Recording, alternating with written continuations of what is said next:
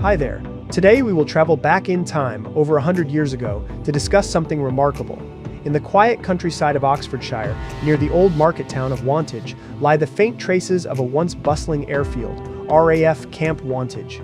Today, only scattered remnants remain, concrete foundations half swallowed by grass and the ghostly outlines of long-forgotten runways. However, a century ago, this was a place alive with purpose, filled with the sounds of engines, the smell of oil and canvas, and the restless energy of a nation at war. When World War I broke out in 1914, the British Army and its newly formed Royal Flying Corps had an urgent need for training grounds for airmen, engineers, mechanics, and drivers. Wantage, positioned between Reading and Swindon, with open land and access to rail transport, was chosen as one such site. By 1916, Camp Wantage had come to life. Wooden huts were erected in neat rows, workshops were built, and a parade ground was set up. It was not a frontline base, but rather a vital support and training facility where men learned the skills and discipline that kept the air war going. The camp housed sections of the Army Service Corps and Royal Flying Corps, which were in charge of maintaining the vehicles, equipment, and aerodrome stores that supported Britain's growing air force. Young mechanics were taught here to service fragile biplanes such as Sopwith Camels, Avro 504s, and BE-2s, which flew from nearby fields in Oxfordshire and Berkshire. Wantage's role might have been quiet compared to the roar of the Western Front, but it was no less important. Instructors trained ground crews, drivers transported supplies, and engineers devised new methods of repair and maintenance to improve the efficiency of Britain's aviation operations. For many of the men stationed here, Wantage was their first taste of military life. Letters from the era describe long days, muddy drills, and evenings spent in the canteen, playing cards or writing home by candlelight. The town of Wantage became intertwined with the camp. Local families housed billeted soldiers, shops and pubs thrived, and military bands frequently echoed through the village streets. By the end of the war in 1918, thousands of servicemen had passed through the gates of Camp Wantage, trained, disciplined, and ready to serve the nation's growing air arm. Following the armistice, the once urgent war machinery began to slow down. Many temporary camps were dismantled, but Wantage remained operational in a reduced capacity.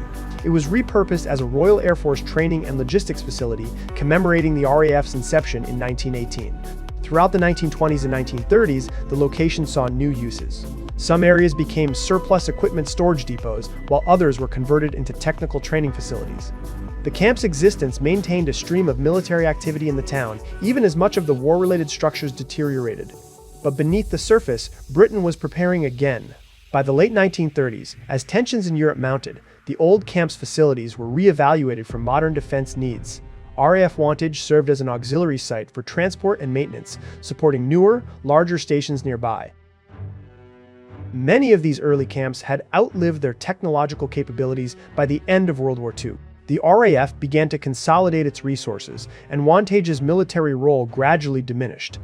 By the 1950s, much of the site had been returned to civilian use, with buildings being dismantled or repurposed. Yet traces of that era remain, foundations beneath the soil, archival photographs of airmen standing proudly beside their machines, and local stories passed down through generations. In the decades that followed, the land that once trained mechanics and drivers became an integral part of Wantage life. Modern housing and industry replaced barracks and parade squares. And, while the roar of engines has faded, the memories of those who served there continue to resonate.